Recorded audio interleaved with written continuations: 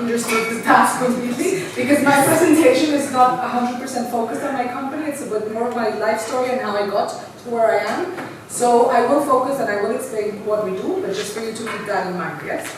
And thanks to Whinker and to Nick and to Leonard for inviting me. I was super excited when I got the invitation, but then I started to freak out because I started to think about what I have done with my life. And I started to record like, oh my gosh, I have been to many places and I still really don't know what I want to do with my life. So this is just to say, I'm here at the moment. This has been a process, but I'm not going to, maybe it will change in the future. And also thank you for my friends for coming. So I will start, yeah? So, yeah, this is just the introductory slide. So basically another human on the planet. I'm not great, I'm just lucky enough to have experienced a lot of things in my life, and this has led me to where I am today. So just for you to understand a little bit of where I come from. I come from Caracas, Venezuela, and I know everybody is special, and everybody's country is special, but I think having been born and raised in this country, really determines or really shapes the way that I envision and that I understand life.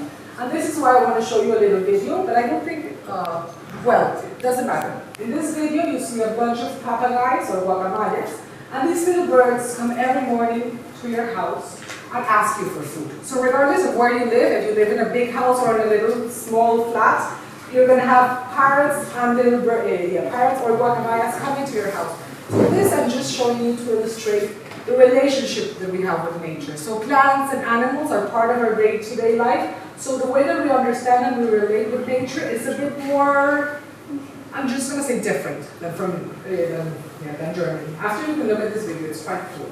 So this is just for you to understand, as I said, where I come from, and this has shaped how I understand the world and how I understand humans' relationship with nature. So this is where it all started. My father, this one here, he was born in Argentina. He comes from Italian roots. My mother, she was born and raised in Guyana. She comes from Portuguese and British roots. And this is Bianca, my painted about sister. She comes from Caracas. So these two people come from very, very different places. They met in Venezuela in the 70s, which was the best place to be in Earth in Venezuela in the 70s. They had a lot of fun, and then they decided to stay there. And the reason why I'm talking a little bit about them is because I understood that one of Whinker's missions is to kind of thrive or try to promote internationality. So just to show that internationality is part of part of my DNA and where I come from. So it has also allowed me to explore and to understand life from very different perspectives than if you live and are born from parents of the same region and always live in the same place. So I will go a bit faster now. So this is where I studied. So I studied in a very chicky-micky, all-grown Catholic environmental school, a very traditional school. Then I tried to be a decent member of society and went and studied law because I thought that was the easiest or one of the most interesting ways of actually changing the world. And then I went to study in Stockholm. I'll go back to this later. But I'm just showing you this because I think since a very young age I understood that I was quite different from the people that I studied with. So I would go into this very traditional, conservative environment that had certain values and certain ways of what you are supposed to do and work as if you're not going to become a mom and have kids in your 20s. And then I would go home and it would be different. So this is where I would spend my summers. I would either spend it with my barbarian family in Guyana, who are like completely crazy and are walking barefoot and are in contact with tigers all the time, or with my quite posh British horse riding cousins. So this is where I started to understand how big and how different the world was and the options for living and existing were. And this started to shape a little bit of who I am. Here I was still trying to be a normal and conservative, good student, going to international competitions, trying to be very proficient in everything I made. But then I started to understand that that was not going to be the answer for all of my questions. So I started to explore a little bit.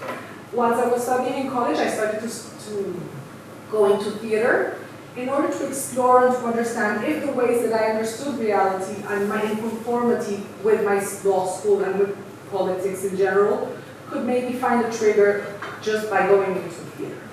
That helped a little bit, but not completely. So I graduated college, I went to do an internship in permaculture in Ecuador, and then I think some spiritual things started to wake up in front of me, so I ended up living in a Hare Krishna temple for also some time. Just to show you that, yeah, I've been exploring. So where I am now is not a random thing or a random act of destiny. So yes. And then I made a couple of good travel experiences in 2006. I had 6,000 euros, my best friend and me, we had 3 months, and we went all the way from Turkey to Serbia, Bosnia, Balkan, all the Balkan countries, and Macedonia. And I understood, even if I was already aware that life was much bigger than what I understood, the possibilities of existing in this planet for existing in this planet were much greater, and they were always being expanded.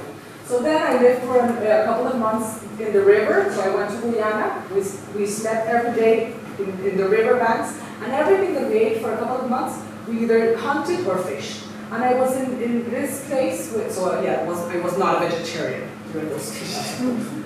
So during that time, I was living with indigenous people, so they would basically do the hunting. I was there for translating for the guests that we had in our trip, so it was just basically having fun. But I'm just showing you this because this was after I studied law, and I understood that these people lived in a very harmonious relationship with nature. So they did kill animals in order to feed themselves, but they gave back. They gave back. So the way that they treated nature was in harmony. It was not about accumulating things and keeping them in order to resell them. They were just taking what they needed and giving it back. And then that just took me to understand that there were institutionally and professionally wise a lot of options in order to try to revamp or to reconceptualize the way that we understand nature. And after this trip, I decided to go and study in Sweden, environmental law. And in that during that time, part of my journey was also understanding that it's not only about the money. It's all about it's not only about the mind, it's also about the body, the relationships that we kind of develop in a holistic way with ourselves. So I started to study yoga, and I understood that, or for me, I understood that in order to live a sustainable life, you also have to give back. So it's not about only accumulating and being like the most cool vegan or whatever person intellectually. It's also about sharing the knowledge and the privilege of sharing the knowledge that you have luckily gained in your life with other people. So this is something I still do. So I still teach yoga and practice yoga as a way of trying to connect with myself and also to give back. And then after studying in Sweden, I came to Germany. And this lady here is the reason why I'm in Germany. So I met her in Venezuela, and she invited me to work here in Germany. And I don't know if you're aware of this, but in Venezuela things are actually quite shitty and have been really bad in the past years.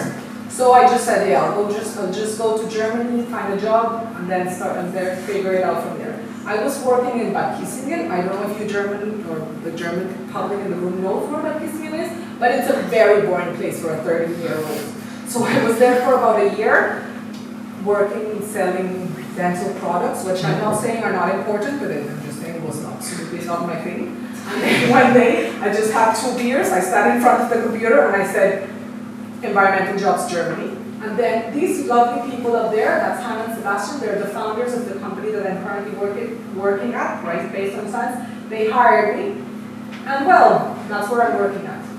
And the reason I'm showing this picture together is because, as I said before, sustainability is not only about our health and eating habits, it's also about the type of life we create. So now I live in a huge big Saxon housing with chickens and these lovely people here, and I've been able to be lucky enough to make amazing friends whilst living in Germany and in Frankfurt. I don't know how much or how long this will last, but for now, this is it.